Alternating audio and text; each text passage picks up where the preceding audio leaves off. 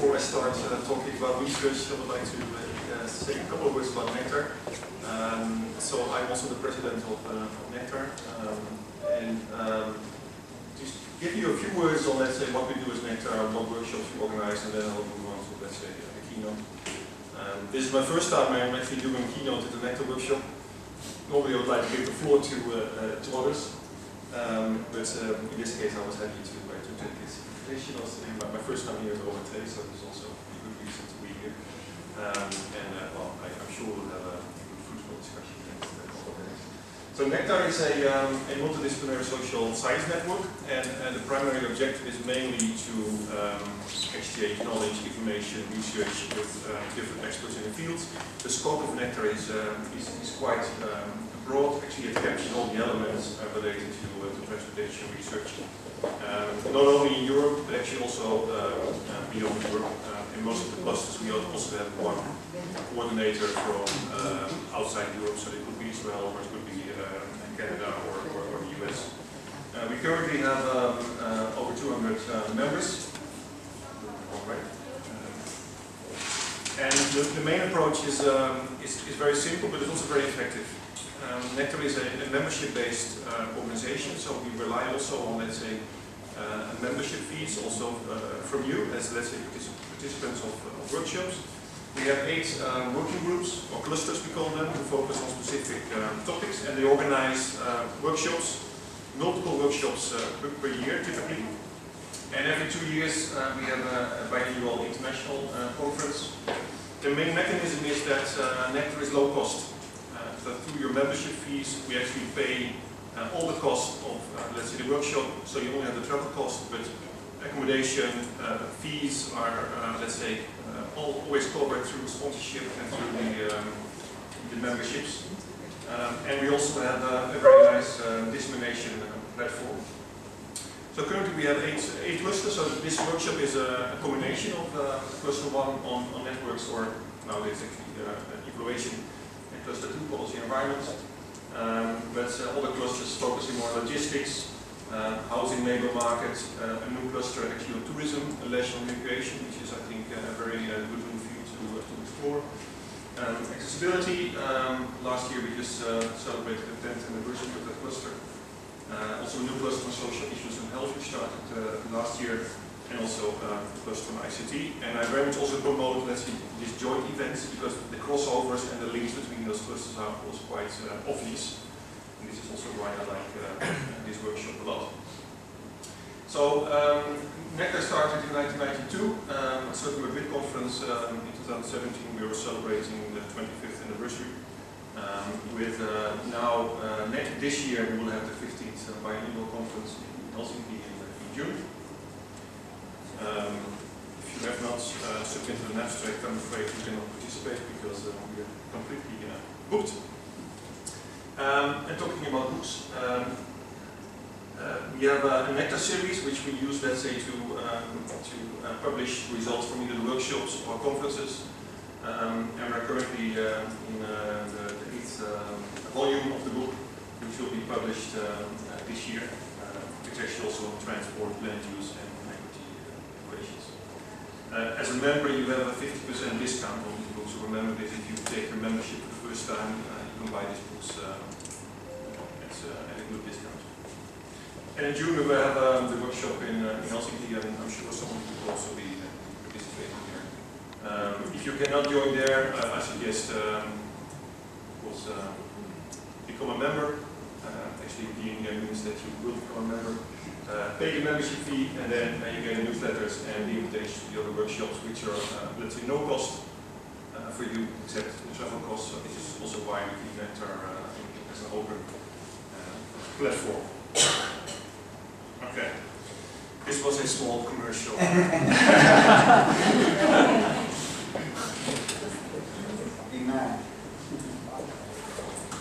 Now let me move on to the real topic of this workshop and my keynote. So, as a lot of you know, let's say a big part of my research is actually on accessibility analysis and accessibility modeling. And I will use some research of that and link this to infrastructure investments, also equity and regional economic growth issues. So I will start with, of course, with a very brief introduction, and what I will then do is explain three studies that we did. The first one is a couple of years old, and the last one is still, let's say, work in progress. So it's from old to new, you could say, which captures, I think, some relevant dimensions which are important to discuss if you talk about investments, for example, in high-speed train and economic benefits. So for me, accessibility is really a main powerful concept, which is very important if you want to do economic appraisals or social appraisals of transport investments. So,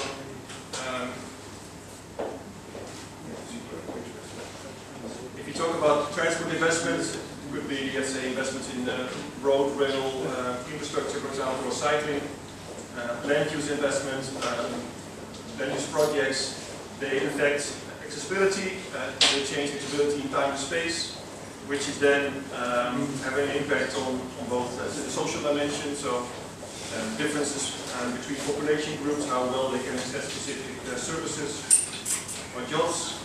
It has an environmental impact, so if, let's say, accessibility is high in dense environment, there's less need to travel by car, and been studied in travel studies, and of course also an economic dimension. So for me, accessibility is very much sort of at the center of the scheme. And the nice thing, let's say, from a research perspective is it gives you an endless combination of measuring both accessibility but also equity and also economic impacts. The way you define and operationalize and measure accessibility very much, let's say, affecting the results and the conclusions you derive. And this is also very important. This is actually my main message today. The way you measure accessibility has a strong impact on the economic impacts of the infrastructures. So you have to be really careful in measuring accessibility. I'm also interested in, let's say, doing cross-country comparisons. So we're looking at how the spatial and temporal variability and accessibility is affecting how users can access jobs or services across countries, so really looking at different socio-economic and spatial infrastructural contexts. And it's a great topic for research, so I've been already, let's say, starting on this my PhD, which was, I started working on it in 1999, and it's now a nice list of books and journal papers, so I can talk about it all day, which I will not do. But I will focus on three topics. So linking my concept of flexibility to the topic of this workshop is as follows. So those who know my research know that it is conceptual framework. So accessibility in the center, meaning that the amount of activities that people can access, spatially distributed activities with a certain role with a specific time of the day. And this very much depends on four components.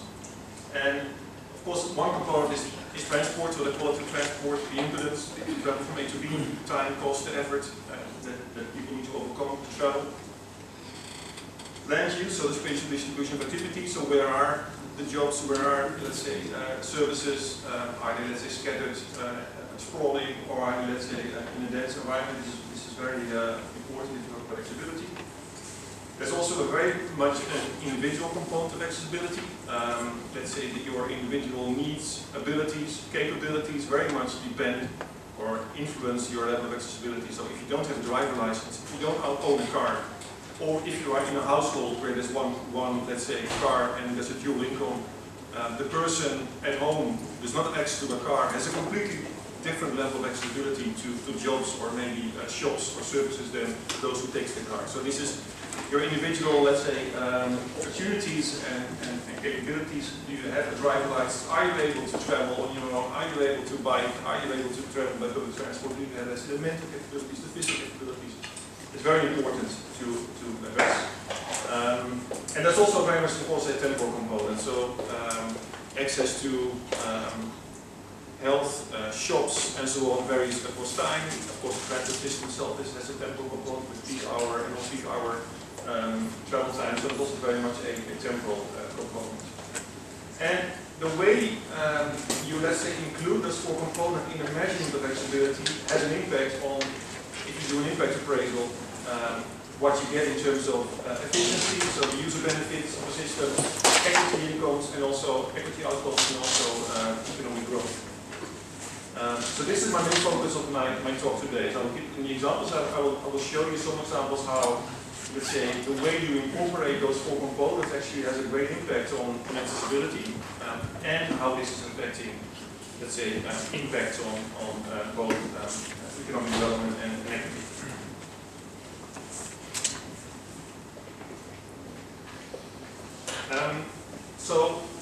Usually I talk about these 4 components, and there are also, let's say, 4, could say, perspectives on measuring accessibility coming from different disciplines. So what you typically see is that what I call the infrastructure-based perspective, which is looking at congestion, and where are the traffic jams on a network, for example.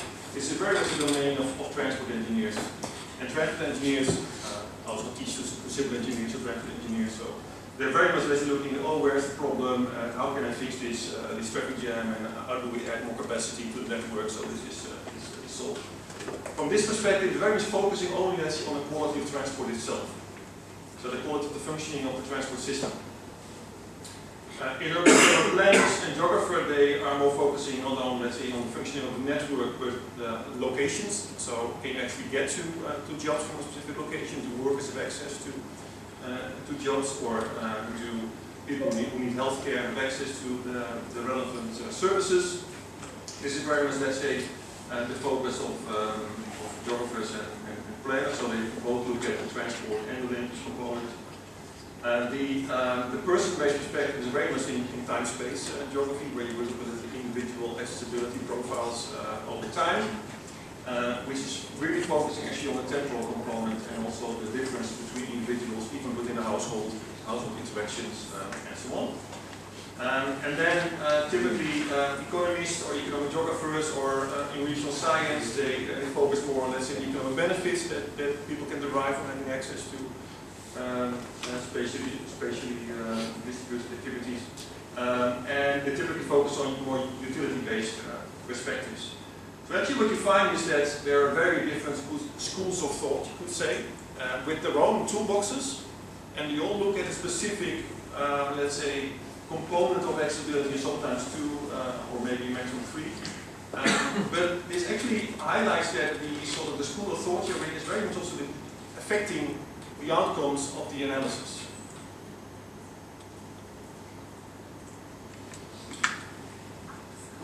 I will move on to let's say, the case study. So the first case study is something that we studied already a couple of years ago, which was, and I'm including this here because it was an economic appraisal of a railway investment. And this was mainly on the development of the new town Almere, which is 30 kilometers away from Amsterdam. And that has been developed since the mid-1970s as a new town, and actually because of the lack of space to let's say, allocate the housing demand in Amsterdam, this was created. So this is reclaimed land. This is older, which is this part was constructed in 1960, this one in 1970s. I was actually born right here, 6 meters below sea level. This is why I'm so tall. Anyway, so this area has been set a part of, you could say, spatial planning already for many decades. And the discussion was, well, there's a huge demand for housing, and can this be allocated actually in Amsterdam, or should part of that housing development be allocated to Almere? And then the mayor of Almere said, that's fine, I'm fine with getting more residents, but I have an accessibility problem. Because there are just 2 bridges which connect to Amsterdam to Almere. And on a daily basis, those bridges were congested. So the mayor said, of course, I welcome more residents because more taxes and more income, I'm in a better position, but I need some investment. So in return, I would like some additional public transport or road connections, so investments in public transport. And the discussion was whether to build a completely new railway connection on a new bridge. There were high-speed train, maglev, Sprinter, let's say local train variations. And the other one was not expanding, let's say, with a new railway link, but improving the existing railway link. So this was sort of the within the options that were studied. And these were combined with different urbanization strategies. So the background of the study was, in a Dutch context, probably the same in Italy, many public transport investments actually do not result in a good benefit-cost ratio when you do an economic appraisal. So the question is, in this case, if we combine an investment in infrastructure with spatial planning, would that help in creating a better, you could say, value for money? So this is the efficiency of the project. And if that is the question, so combining urbanization, land use planning with transport investments, how do you measure the economic benefits then? And where do you measure the economic benefits? So this, the question is, how can you isolate the impacts of spatial planning over the investment in transport, and where to measure the accessibility benefits in a transport system or in the land use system or in both? So in this case study, this was quite a big and also very much a political, let's say, project. There were several scenarios we could study, both for the rail investment and also for the urbanization scenarios. There was an economic appraisal, which was done by the Bureau of Economic Policy Analysis and also the Netherlands Environmental Assessment Agency at that time. Actually, also working as agencies at that time. They are independent government agencies who do sometimes cost-benefit analysis or appraisals independently from, let's say, funding from ministries, so they really are, let's say, independent. We use and this is standard practice in a Dutch case, a standalone regional transport model as input for cost-benefit analysis. And we used a land use transport interaction model because we're interested in these synergies and measuring these synergies between urbanization and public transport investment. So we use the model also to forecast population employment and to measure accessibility benefits. Okay, so standard practice in a Dutch context, but I think this is across Europe and maybe even let's see on a global scale. The standard way of measuring let's say the user benefits of any transport investment is using a transport model and then measure what is called the rule of half. Simply looking at what is the change in the quantity and what is the change in the price, and you calculate these shaded areas. So the price decreases. Price means generalized transport cost. So investment into, let's say, infrastructure would reduce travel times, and this is a decrease in the cost, you could say, of traveling. Means that quantity increases. A big part of this of the users were already using the route or the infrastructure and have the full benefits, and those who are, let's say, stepping into the projects are they get half the benefits, and you can estimate this shaded area is very easy to compute indicator. There is a problem, however, because the benefit, of course, of this rule of half is very practical. I mean, any transport model can generate this output, and it's very easy to compute. You assume a linear demand function, and it's very easily done in cost-benefit analysis. And it has been, let's say, shown in many studies that it's an accurate measure of let's say, user benefits, assuming perfect competition in all markets and also in the transport sector. But the main but is you assume that all benefits can be attributed to a change in generalized transport cost, which is not the case. Because you assume that all benefits are, you could say, coming from a change in the price. This is true if land use does not change. If land use changes, this rule of half can measure, I would say, almost a random output. Because these are benefits which cannot be attributed to a change in cost, but they are a change in let's say, the destination attractiveness of how attractive the destinations are. So the point is you need to look for another indicator. In this project, we're using a national land use transport interaction model, which is called TRElab. And it has a transport model, and the model would, let's say, model the interactions between changes in the transport system with, let's say, allocation of firms, the demand, labor market, and also real estate and office spaces and also housing. So the model would, let's say, generate changes in the location behavior of both people and companies. I will not go into detail on this because of the time. The main issue here is, so the land use model, the looping model, would generate, let's say, the location decisions linked to the transport model. And with that, you can either derive the rule of half using the standard method, but you can also derive the log sum. And the log sum is actually input for the housing, let's say, module and the location modules, which are defining and in the end the new, let's say, distribution of jobs and activities over time. And this log sum is actually within the model. You can also use this as a measure of economic benefits. So this brings me to the log sum. The log sum is something which we already know since, let's say, the logic model was used in the 1970s. The interesting part is that if you have a transport model and you are, let's say, measuring destination mode choice decisions in your model, you can actually measure destination utility from the log sum, because the log sum would give you the benefits, you could say, of your choice set.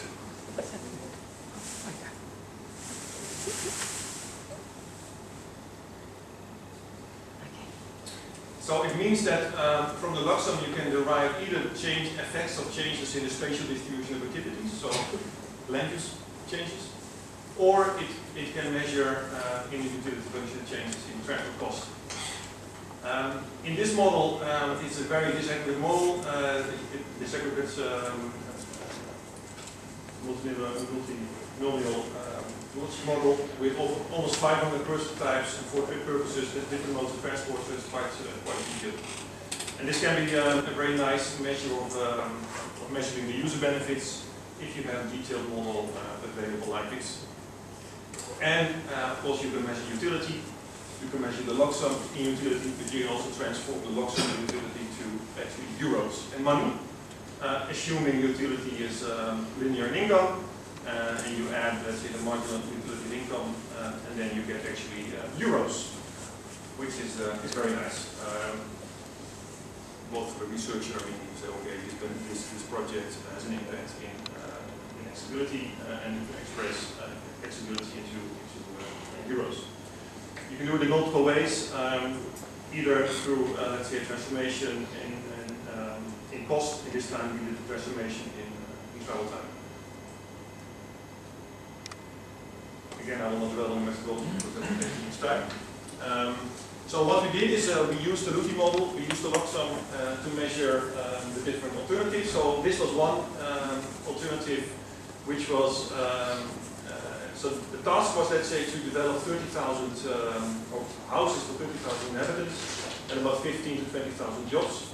One scenario was mainly building it to the west, again reclaiming a bit of land which was in the water close to Amsterdam, and then in this scenario making a link, even to a maglev link to connecting it to Amsterdam. Here is also Amsterdam Central Station.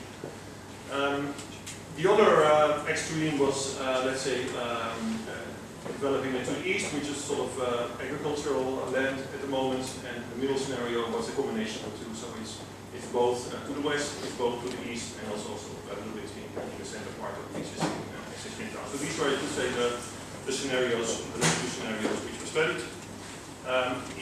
Within each of these land use scenarios, there were different, let's say, tailored investment programs. In this one, there were two options, so constructing this new railway link or improving the capacity of the existing one. In this case, only, let's say, investments in the existing trains, existing networks were studied, and this one is also the combination of the two. So, essentially tailoring the investment to the urbanization scenario. In any cost-benefit analysis, the definition of your reference scenario is extremely important because it defines the impact of your project alternative. Right, so the task was to build 30,000 dwellings. In the reference scenario, there was already, let's say, plan to increase the frequency of the trains between Amsterdam and Almere. There were already investment plans, the road infrastructure.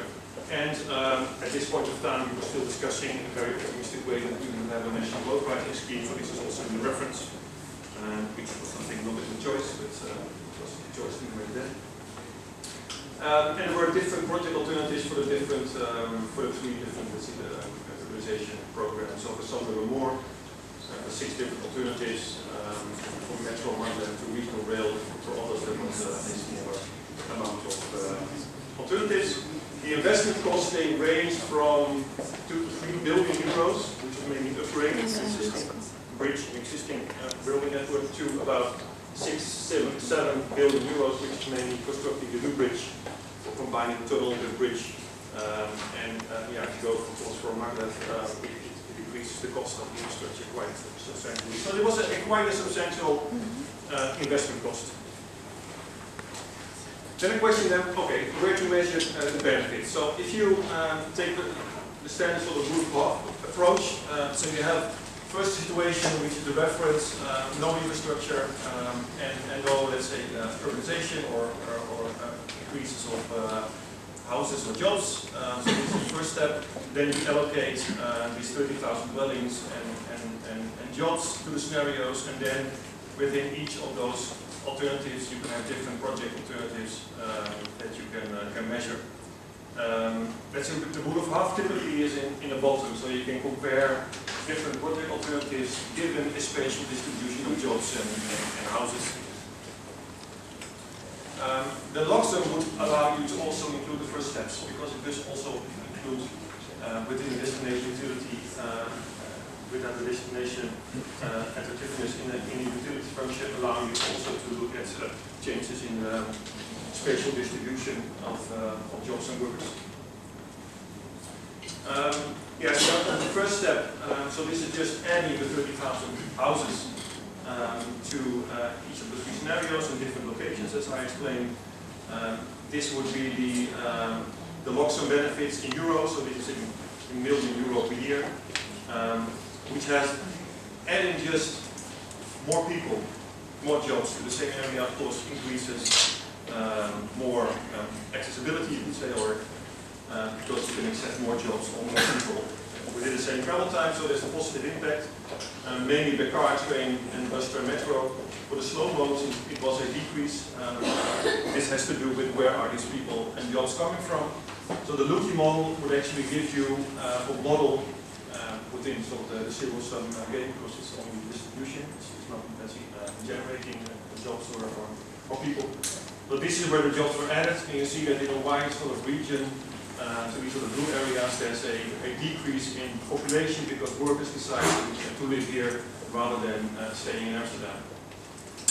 And the impact depends, let's say, on where they are coming from. So if they are coming from a rural area and they move to this new town, it increases their accessibility by car and public transport. If they come from Amsterdam, where density is higher, they cycle more, they decide to move to Almere because the houses are cheaper. This reduces, you could say, their accessibility by walking. Then on the rail investment, you can probably not really stable, so we looked at different scenarios.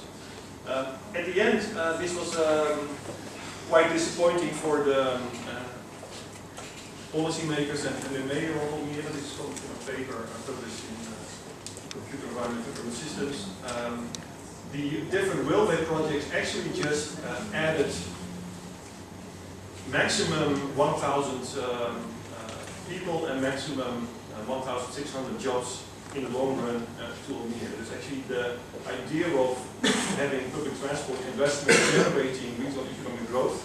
In this case, was very, very limited. So only maybe 1.5% increase in let's say, in attracting more people and more jobs. So the Luki model in this case, would show that you should not overestimate the impacts of investments in rural infrastructure. However, even with a 1% change in the distribution of people, it has a substantial effect on the measurement of accessibility benefits. So what you see in this table is, let's say, the 3 different railway options in 3 different scenarios, and you see that actually the difference between the rule of half, which is not taking into account, let's say, the land use dimension versus the log sum, is quite substantial. And this is only because the log sum does take into account that all changes in, let's say, land use changes in the distribution of people and activities are actually counted in a benefit measure. And they're not counted in the rule of half because it's simply not a change in cost. Then on the synergy, and to speed up a bit, I want to talk about the other 2 projects as well. If you talk about the synergy, again, let's say the log sum would create higher impacts, but even the same railway link in different scenarios also creates a substantial difference. And this is in here. So in this case, this new railway link, if you would add people and jobs quite close to the stop of this railway link, this actually increases the benefits of the system for distributed transport-oriented development and looking at the economic impact of transport-oriented development. So this is increasing the efficiency of the system. The same if you would take the same investment and look at how this investment benefits or creates, you could say, benefits in 2 different scenarios. You also see that the places where, let's say, you construct your houses and your offices really has an impact on the efficiency of the railway track. So this is about 25–30% difference in the accessibility benefits. So the conclusion was that even with a 1% change in jobs, you can have a 25% change in accessibility benefits. So this is quite substantial. So the message that really you have to take into account the land use, the generated land use, let's say, changes from an infrastructure project in your operation. Unfortunately, you could say in this case it did not matter at all in terms of the major conclusion of the cost-benefit analysis, because the investment costs were so high that any change in the accessibility measurement would not have, let's say, an effect on a major conclusion, because the benefits are on this side and the costs are on this side. So in this case, all projects were, let's say, generating a benefit cost ratio of maybe 1.0.2, 0.3 at the max. So in this case, yeah, the Minister of Transport and the Mayor were really disappointed, because they really wanted to construct this transport link. And in the end, yeah, this was proof that this was decreasing welfare, you could say, quite substantially. So at the end, they decided not to pursue this investment, and they say, okay, then we go for a more adaptive strategy. So once the demand for housing and jobs are there, then in the future we might build this link. At the moment, so this is 6–7 years later, we see that Amsterdam is creating a lot of space to create more, let's say, houses within their existing built-up area. So now there's more focus on, let's say, urban renewal and making as best use of existing space. So we probably do not need these railway links anyway, which I think is a better value for money. So conclusion from this project, spatial planning and urbanization, so the way you build houses and your offices really is affecting the efficiency of public transport projects. So if you do it in a smart way, in a transport-oriented strategy, you could say this can actually increase the benefits of your project. In our case, it did not change the outcome because the cost was simply too high. The change, let's say, in the benefits, and also if you do not include this with the traditional measure, rule of half, you're underestimating the benefits easily by 20 to 30%. If you want to read more, there are some couple of papers on this. I would like to move on to a little bit more recent work, which was not with duty modeling, with these are more GDS-based models. This is part of a PhD thesis from a student from Bandung. She's defending her thesis in June this year, hopefully. And she looked at the construction of a toll road.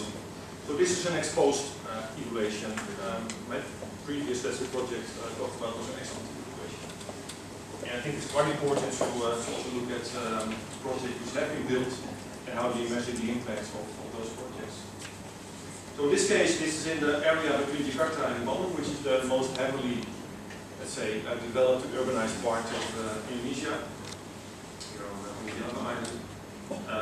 And the case is a toll road which was built and opened in 2005. And it's had a major impact because this reduced travel time by about 2 hours. So the roads which were here through the mountains were really sort of detours going up and down, and it really take a long time for people to, let's say, to travel from Jakarta to Bandung and vice versa. This toll road has a very, let's say, you could say, added a missing link in the network. So what we were interested in, okay, if you add this really sort of missing link, what impact does it have on land use developments, on equity issues, does it create accessibility benefits, and to whom?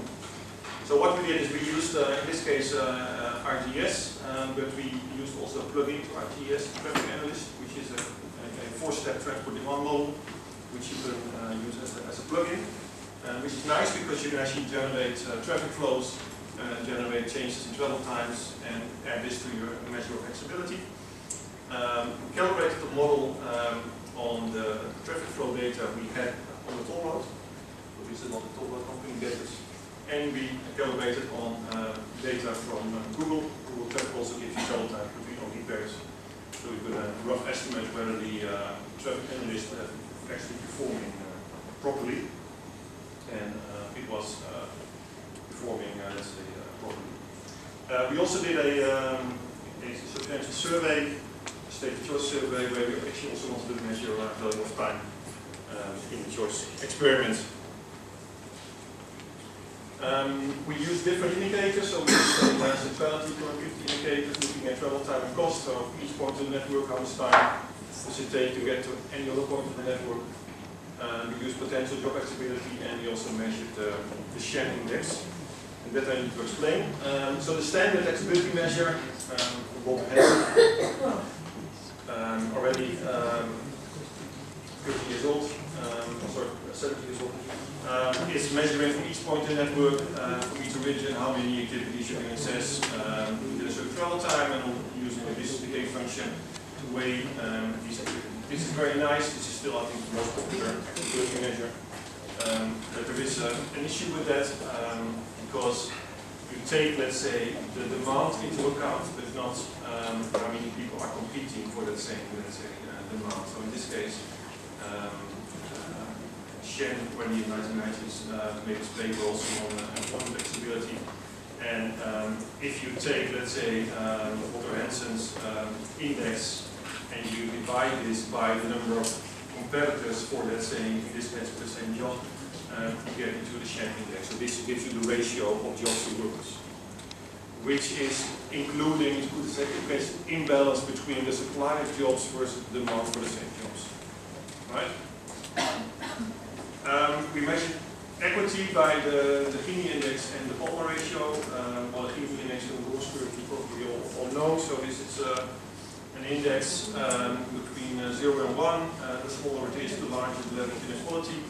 We also looked at the Palmer ratio, which is more, let's say, comparing the richest to the 40% poorest, which is quite nice because it looks more at the extremes rather than the averages. And these were yeah, some results. So this is these figures you don't really read. This is the distribution of the population accessibility. This is job accessibility, and this is monthly expenditures we use as a proxy for income, because we don't have income data at the right spatial detail. So this is the data toll road. This is the impact of toll road on traffic flows, which has, of course, yeah, if you change the network and create, let's say, a new link which saves 2 hours of travel time, yeah, you expect that distribution of traffic is really changing, or the model is really different.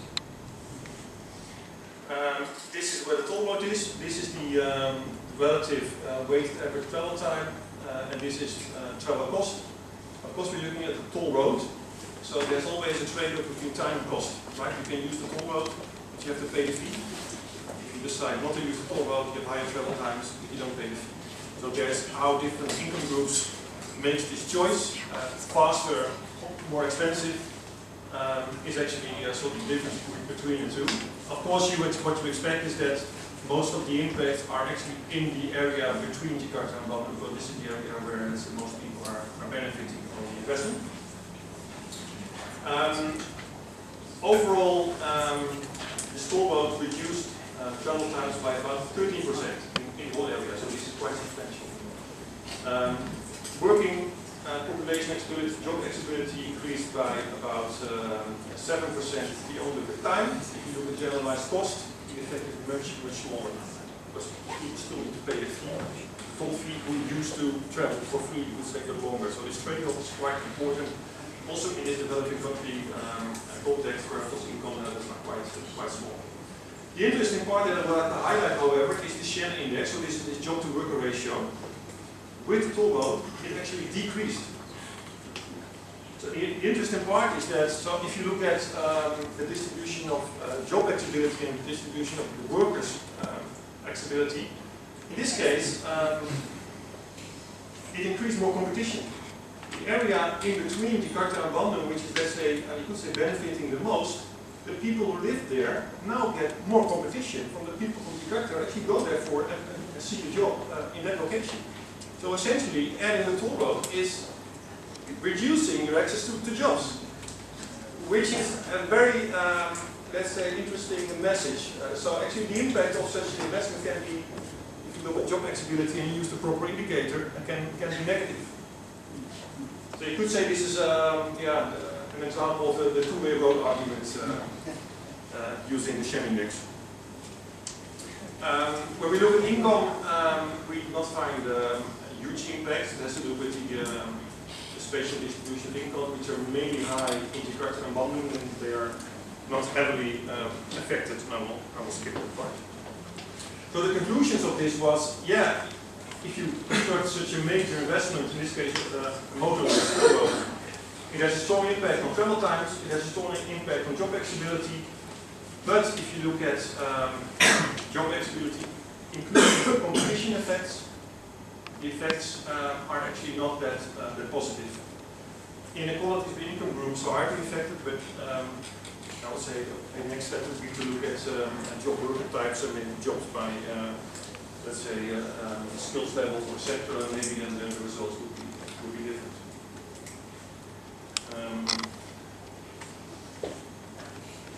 How much time do we have?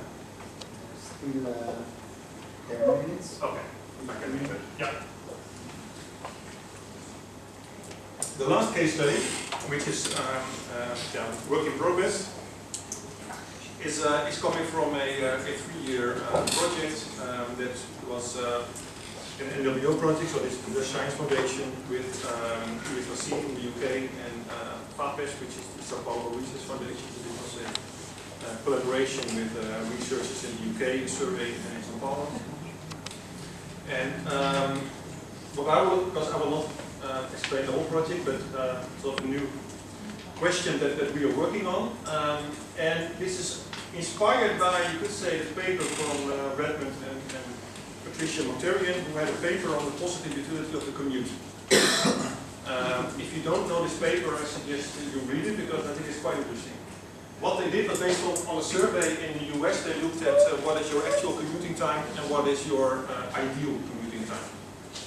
And what they found is that up to 20 minutes, people who have a shorter commuting time, 20 minutes, actually like a longer commuting time. My explanation is there was some time between the wife and the boss. Keep your mind a bit, let's say, this is 20 minutes of free time. For a longer commute, you could say, if you go into 45 minutes or longer, your ideal commuting time is much smaller than your actual commuting time. There is a bigger question behind this, because it means that the assumption that we do in impact appraisal, meaning that travel time, commuting distance is always a disutility, and any reduction in travel time always creates economic benefits, might not be true, up to a certain point. One question is ideal commuting time is just declare. Yes, it's stated by the respondents. Yeah, okay. exactly. Yeah. And my question is, to what degree, looking at the difference between the Netherlands, London and Sao Paulo, to what degree does actually the land use in a transport system allow workers to achieve their ideal commute? And what is the implication for economic appraisal? So what we did, using some of the results from the project, so the project is called Astrid, this is the website, you can have a look at it if you like. It was an accessibility, social justice and transport emission impact, so we looked at also exposure to air pollution with backpack sensors, and we went on cycling in the Netherlands, in Sao Paulo, in London and so on. We looked at social justice and we looked at changes in accessibility. The areas we looked at, of course, I mean, Sao Paulo is extremely different from the Dutch context, which makes it for me very interesting, because the results that I get normally in the Netherlands do not apply whatsoever to the Sao Paulo case. So from a research perspective, this is really interesting. The area that we used, and also, let's say, the size of the zones, is in this paper relatively similar zones. So we're not, let's say, comparing apples and pears. What we try to do in the accessibility research in this project is try to find a balance between the four components of accessibility. So we try as best as we could to get high resolution data on where are the jobs, where are the workers. We looked at the transport components by using also TomTom speed profiles, means from 3 countries, which is very, let's say, high resolution travel time data. We're developing, let's say, accessibility models also with bike and ride. We're also using GTFS data. For London, we use the data from Transport for London, but London does not have GTFS data, unfortunately. We did a very extensive survey. Exactly the same survey was done in each of the 3 cities. In the Sao Paulo case, this was going door to door, so they spent about 9 months with a team of 10 people going into favelas, going into rich areas, trying to get a survey done. We did it in 1 week, because we're using online access panel. We just submit the survey, and within a week you have your 2,000 respondents. Yeah, and Sao Paulo is awesome. And also, we were using a pen and paper survey, because we went last year actually with the survey group. You literally you knock on doors and you do this 30-minute survey, but you cannot go into a hotel with a laptop or with an iPad, because within 2 seconds it's gone. So it has to be a paper-based survey, so we could not go into complex data choice experiments. What I will be explaining a little bit is in a paper we just published in this new journal, Transport Findings. This is a new journal, the first issue was just published last month, which is a journal which promises very fast publication times within a month for very concise papers. So it cannot be longer than 2,000 words. So it's very much sort of filling the gap between, you have a new result, you want to publish it fast, and you don't want to wait for 2 hours for, let's say, a major journal to publish this. So I think this is a nice model. Well, what we did was actually using, again, different indicators, and also different indicators for accessibility, and also different indicators for equity. We used also the Gini and also the Palma ratio in this paper. This is job accessibility by public transport, by car, Sao Paulo, London, and the Netherlands, the Randstad area, so this is the most urbanized part of the country. We have Amsterdam, Rotterdam, Hague, and Utrecht area. Immediately you can see specifically for the car that there's a very big difference between, let's say, the monocentric structure in Sao Paulo and also London, where the city is very much, let's say, the central where all the jobs are, versus the more polynuclear structure we have in the Netherlands, where there's not one dominant mode in the network. Because, yeah, let's say Amsterdam, Rotterdam, The Hague are sort of more or less comparable in terms of jobs. Public transport is actually also very much concentrated, you could say, on the monocentric city center. So if you want to access a job, yeah, you have to be, let's say, close to the city center. In the Sao Paulo case, the low-income jobs are actually in the east and in the south, and for workers there, also that's in the low-income areas, in favelas, they need to travel hours to get to work in the morning with very poor public transport connections. On the Shanghai index, so this is the job to worker ratio. We did this for in two ways, and it's interesting to explain. So again, this is Sao Paulo, London, and the Rotterdam area. This is the case for car drivers. So this is the job accessibility by car, the ratio of job accessibility by car with the amount of workers by car who can access the same job. This is the ratio of access to jobs by public transport divided by the number of people who can access the same job by public transport. So you're competing with public transport users.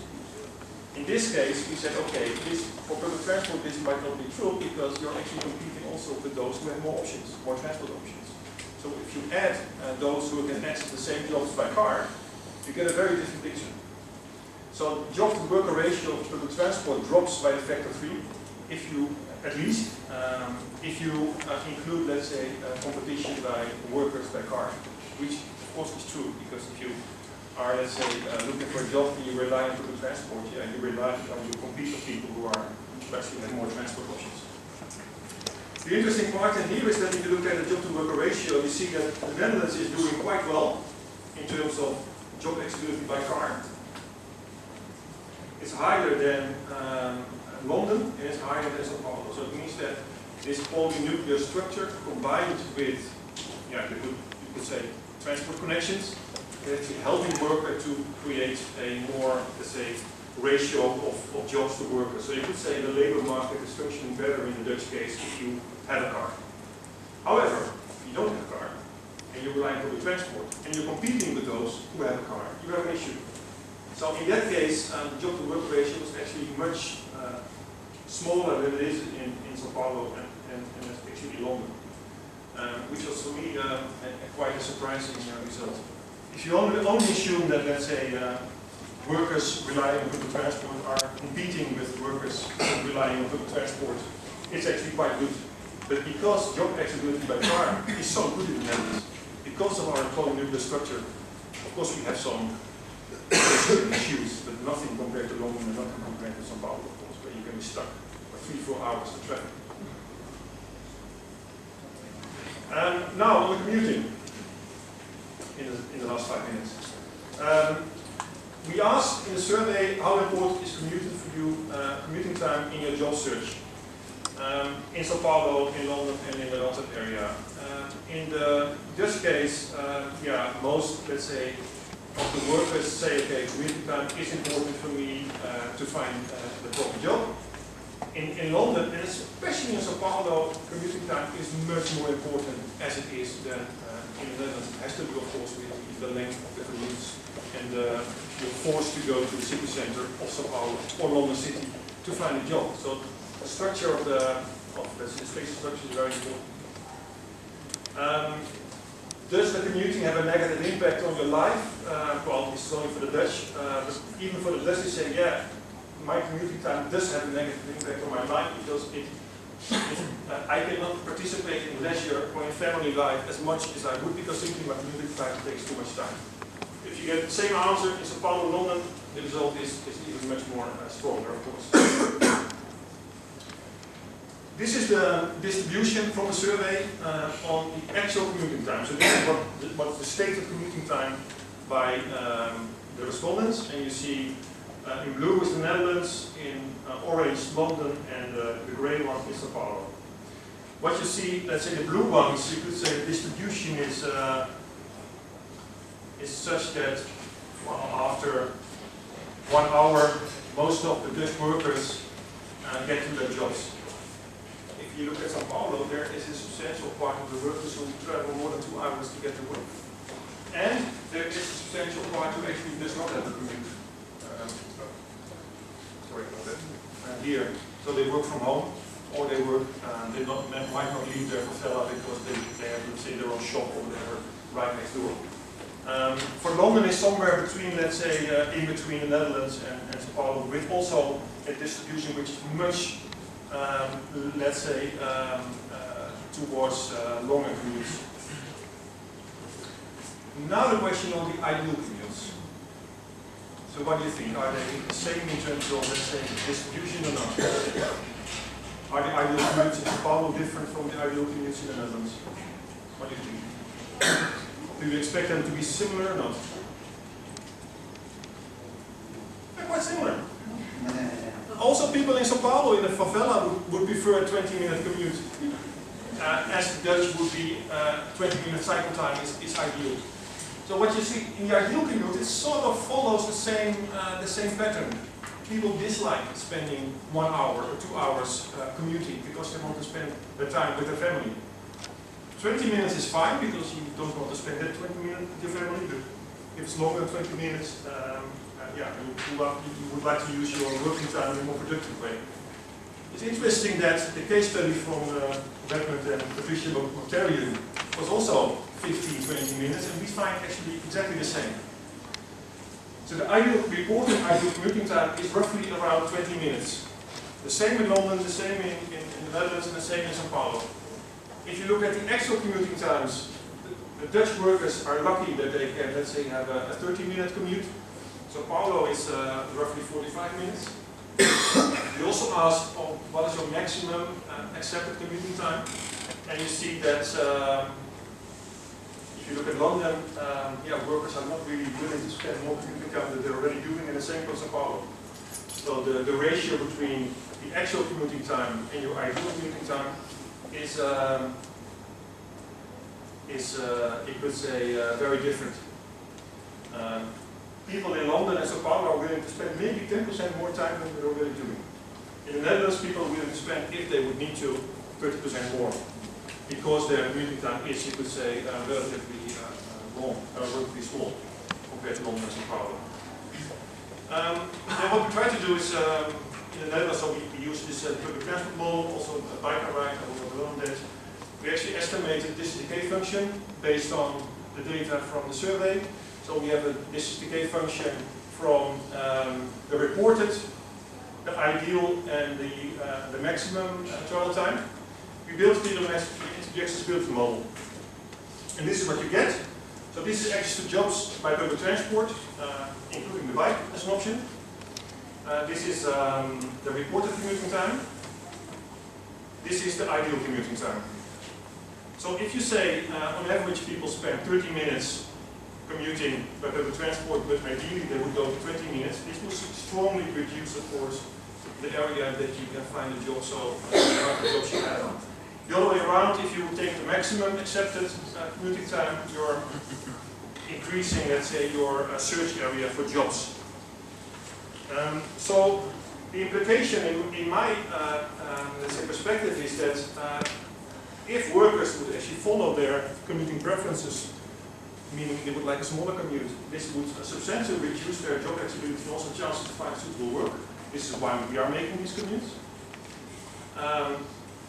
You could say the implication is that in the Dutch context, where we have a distribution of jobs and a quality of transport, which you could say helps workers to meet their ideal commuting time in a better way than in London and Sao Paulo, because of the monocentric system.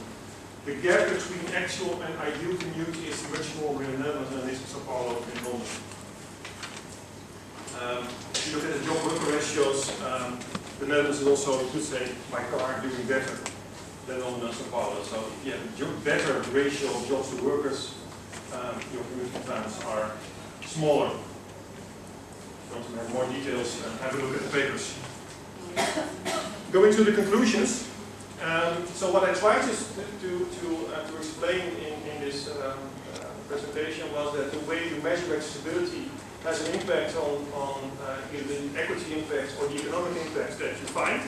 So you have to really look carefully into how do you measure it, how do you trade off the balance in, let's say, the 4 components of accessibility, how much can you, let's say, what data can you use, what methods can you use to, for example, include bench interactions. I think if you look at evaluations, high-speed trains or other public transport investments, you have to look at a more integrated approach or integrated accessibility planning approach is needed. Because if you don't do that and you rely on a simple standalone transport model, you don't take into account that land use will change because your investment, you don't take this into account in your economic appraisal, you might be quite far off reality. If you look at accessibility, specifically for jobs, including, let's say, competition effects, so is really important. So look, I would prefer to focus on, let's say, job worker ratios than to look at the standard, let's say, Hansen-based indicator, because it does give you different results. Also on the equity,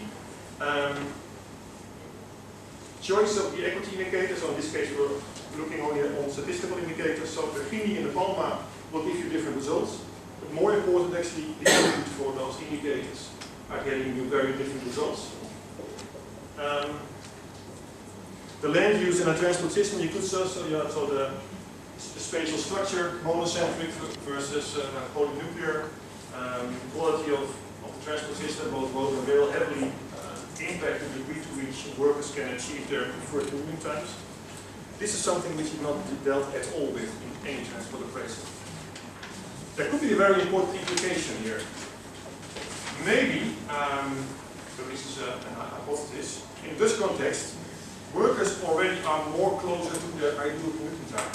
So if you throw in more money in improving, let's say, the railway network and the road network, we might be over-investing because people do not want a shorter commuting time. In the Sao Paulo case, in the normal case, probably, investments in both cars and transportation are more likely to generate more benefit because people do not feel that they have their proper commuting time and they really want to reduce commuting time. I must say that I say part of this issue is not investment in transport itself, but actually maybe thinking of changes in the spatial distribution of jobs rather than looking only at the transport dimension. So again, looking at it a little bit more of a holistic approach.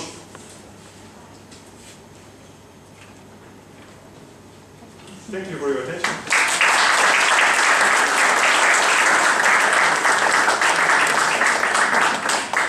Thank you very much, Karst, for this broad, interesting, and provoking under certain aspect. This is what I try to do, yes. Yeah, you definitely managed to raise different questions in my mind, but I would like to open the floor for questions before I express my reflection. So please, we have a mic.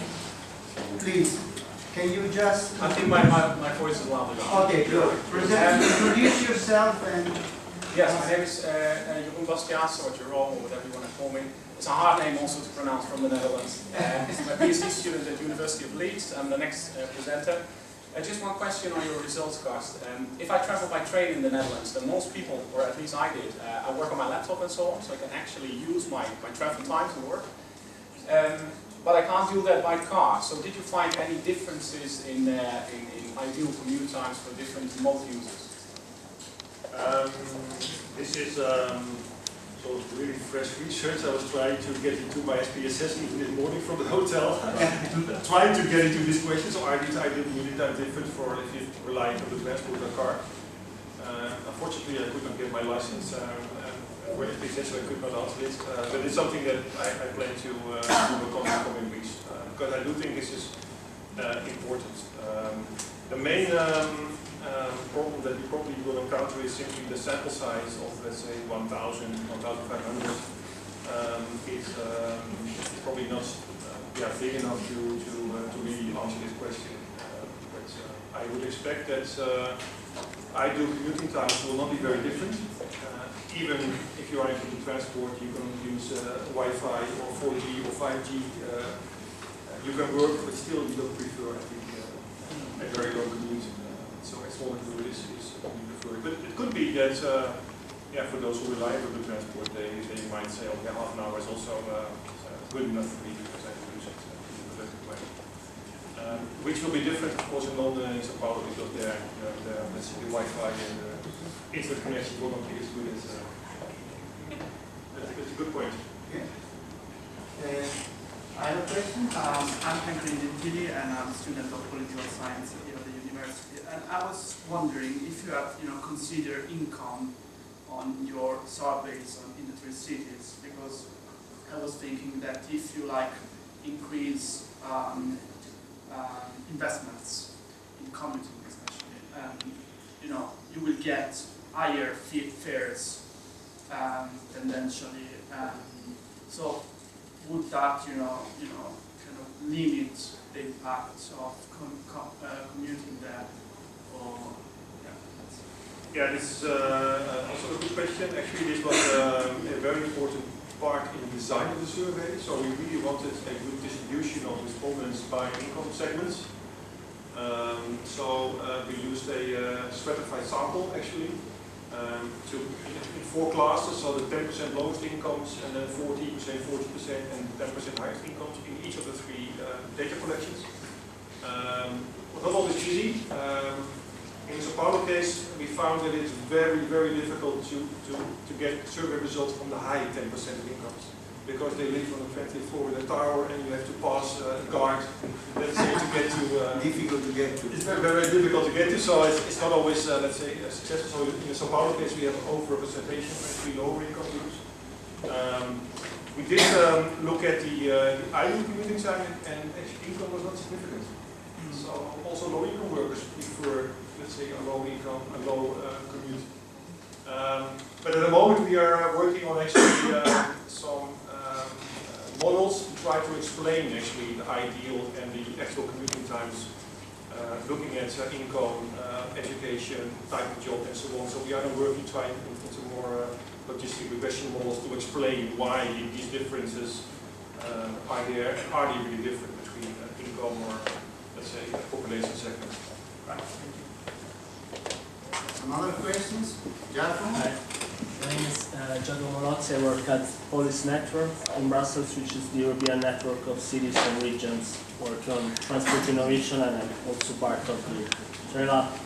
I have a question regarding the political and policy context of the Amsterdam case, because you mentioned that at some point you decided that the local authority decided not to implement the solution, but I wanted to ask if this was decided in which governance level this was decided, so the national level was implied, and so who also was supposed to put the money, and if this process was moot or not, because I'm asking also linking up to the question of Professor Marcucci about not the question, but the statement that here we have a very politically discussed high-speed train infrastructure that doesn't really depend only on the cost-benefit analysis that was clearly negative, but there are other opportunities, political opportunities linked to that. So, context. Yeah, so also in the Netherlands, perhaps a little bit less than in Italy, I assume, of course, investments, these local investments are very political.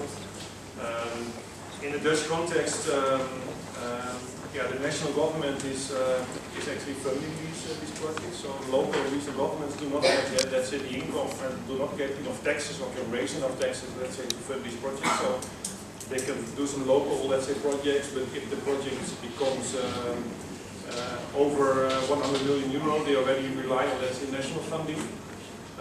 Also because local governments cannot raise separate taxes to fund projects. So in most cases, this is a negotiation process between local, regional government and national government. Actually, this is an annual procedure where every year they make a new, let's say, multi-annual investment plan, where all the, let's say, mayors and regional authorities, they go to The Hague and they try to push their project, which is probably the same in Italy as well. Yes. At the end, so the national government has to make a decision whether to fund it or not. In a Dutch context, cost-benefit analysis is really, let's say, strong. The tradition of doing cost-benefit analysis is strong since 2001, where we had a new guideline on where it's mandatory to do a cost-benefit analysis. In this case, the funding for this, let's say, railway link was not yet there. So the Minister of Finance was actually quite eager to oppose to the project with the result of the cost-benefit analysis, because it was really strongly saying this is a waste of money. So then, yeah, they could sort of easily disappoint the local government in this respect, because they were paying for something that was not very efficient. At the end, I think this was, yeah, could say from a taxpayer's perspective, a very good idea, because we're now not paying this expensive link, and we're now pushing more actually on funding housing developments within the existing cities, within the built-up areas, so which is generating more actually benefits than this new railway link. So for me, it's also, I mean, we have discussion also in the budgets. So we now in a Dutch context. Oh, sorry for the long answer, but in a Dutch context, we moved from having the Ministry of Transport and the Ministry of Housing and Spatial Development into one single ministry. So they are merged into one ministry. We now have one single policy document, which is taking land use and transport policies in one single document. The same ministry is responsible for housing as it is for spatial development, as it is for railway investments. We now have the discussion on the budgets. Should we also not merge the budget for land use projects and infrastructure budget? This is not yet the case, but if we move in that direction, I think we have even better, let's say, opportunities to find more efficient projects, but most of them, or some of them, might be more efficient if you look at, let's say, land use projects than it is to invest in new infrastructures. Thank you for this very interesting answer. It was long, but it was also very illuminating. And I would like to add just an additional layer to this, because whatever we are saying so far, thinking from an Italian perspective, we are looking at just national projects. What about, as in the case, for instance, of the Torino-Lione investment, where you have two countries participating and you have, difficult relationships sometimes, because these projects take so many years, and you get different governments with different visions, with different, I should say, also way of selecting experts. Because as we all know, cost-benefit analysis comes in very different shades of gray. Let's put it that way. And depending who you are, you do it differently. And sometimes, as it is in the Italian case, we recently discovered that it can be done, in very, at least from my perspective, imaginative ways. Let's put it that way. I'm just talking here. I won't say too much because otherwise, I'll be sued, taken to court. But well, I can reply to it. I was saying one of the major transport planning disasters we have had in the recent past, that's actually on international high-speed train between Schiphol and Brussels. Okay, so that's common. We also bought a television on the way there, never really functioned. It was also a planning disaster. Anyway, I can talk about it during lunchtime. Just before closing this very extreme, I really thank you for all the issues you've raised, which I would like, to recap very briefly in just bullets. Whenever we look at transport investment, we should not just look at transport, but also at land use issues. And this is the more important, I believe, the larger the type of infrastructure investment is. So that's also in terms of, let's say, potential mistakes we are making. So the bigger the investment, the less you take into consideration land use impacts, the larger can be the difference between what you estimate and reality. Equity issues, I think, are extremely important. I mean, I'm mostly interested in freight rather than passengers, and that is, it's exceptionally clear there. Whenever you talk about a urban consolidation center, maybe it's beneficial for the city, but definitely it's not beneficial for those living around it. So how are you going to compensate those type of things? And an additional issue I would just like to raise, not to get into any discussion possibly, is gender issues. Whenever we are thinking about infrastructure investment and different, let's say, labor market dimension, basically you are enlarging the market dimension, you are creating different opportunities. Therefore, participation in the labor force has a real important impact in terms of males and females. Because depending on who's working more, if the commuting is longer or shorter, has an implication on who's back at home doing things. So I think we should also include this type of investigation. I mean, we should investigate gender issues whenever we are talking about transport investment. So if there are no other questions, I think we can stop here and thank Professor Geurs for his